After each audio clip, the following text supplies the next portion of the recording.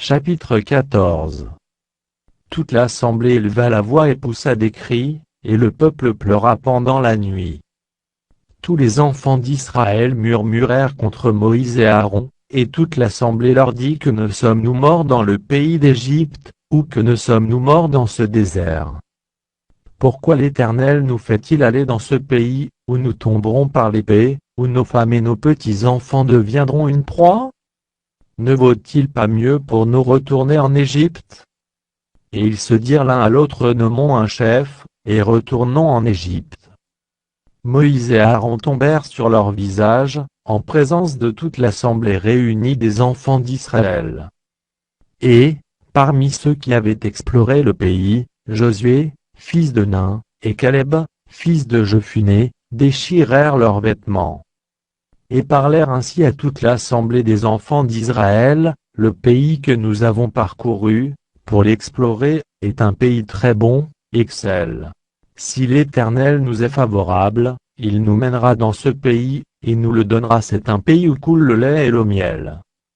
Seulement, ne soyez point rebelles contre l'Éternel, et ne craignez point les gens de ce pays, car ils nous serviront de pâture, ils n'ont plus d'ombrage pour les couvrir. L'Éternel est avec nous, ne les craignez point. Toute l'assemblée parlait de les lapider, lorsque la gloire de l'Éternel apparut sur la tente d'assignation, devant tous les enfants d'Israël. Et l'Éternel dit à Moïse: Jusqu'à quand ce peuple me méprisera-t-il?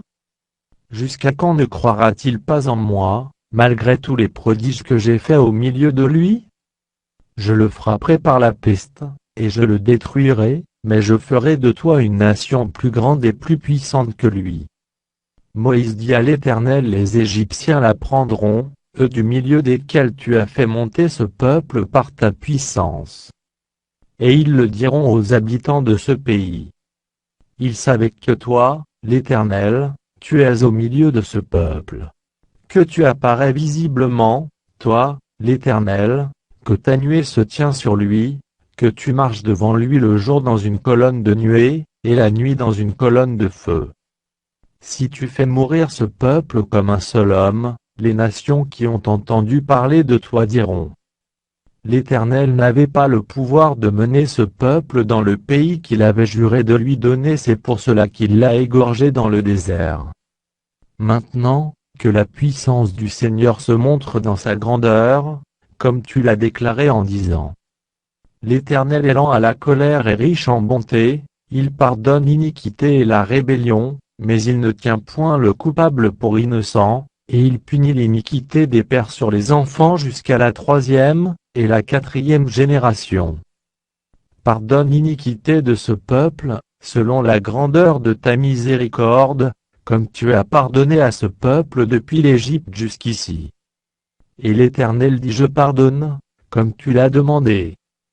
Mais, je suis vivant, et la gloire de l'Éternel remplira toute la terre. Tous ceux qui ont vu ma gloire, et les prodiges que j'ai faits en Égypte et dans le désert, qui m'ont tenté déjà 10 fois, et qui n'ont point écouté ma voix. Tous ceux-là ne verront point le pays que j'ai juré à leur père de leur donner, tous ceux qui m'ont méprisé ne le verront point. Et parce que mon serviteur Caleb a été animé d'un autre esprit, et qu'il a pleinement suivi ma voix, je le ferai entrer dans le pays où il est allé, et ses descendants le posséderont. Les Amalécites et les Cananéens habitent la vallée de Min. Tournez-vous, et partez pour le désert, dans la direction de la mer Rouge. L'Éternel parla à Moïse et à Aaron, et dit: Jusqu'à quand laisserai-je cette méchante assemblée murmurer contre moi? J'ai entendu les murmures des enfants d'Israël qui murmuraient contre moi. Dis-leur: Je suis vivant, dit l'Éternel, je vous ferai ainsi que vous avez parlé à mes oreilles. Vos cadavres tomberont dans ce désert. Vous tous, dont on a fait le dénombrement, en vous comptant depuis l'âge de 20 ans et au-dessus, et qui avez murmuré contre moi.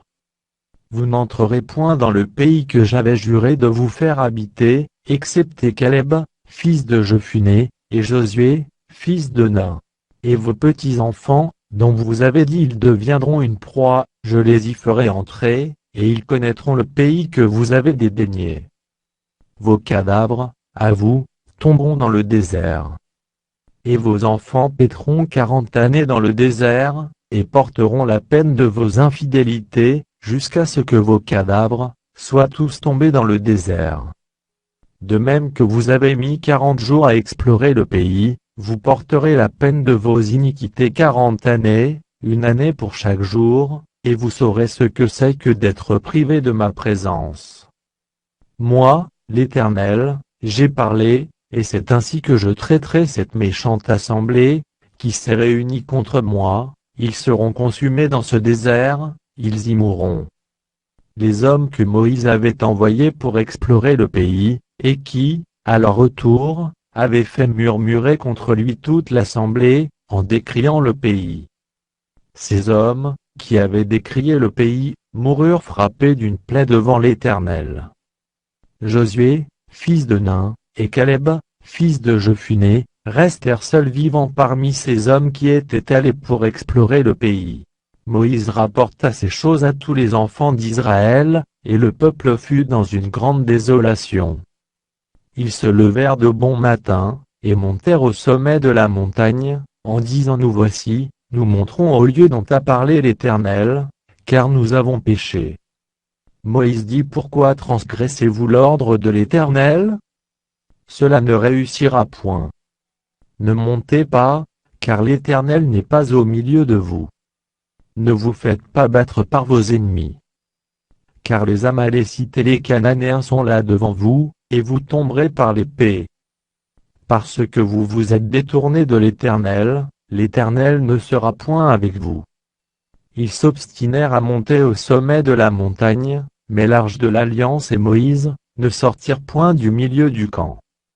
Alors descendirent les Amalécites et les Cananéens qui habitaient cette montagne, ils les battirent, et les taillèrent en pièces jusqu'à Horma.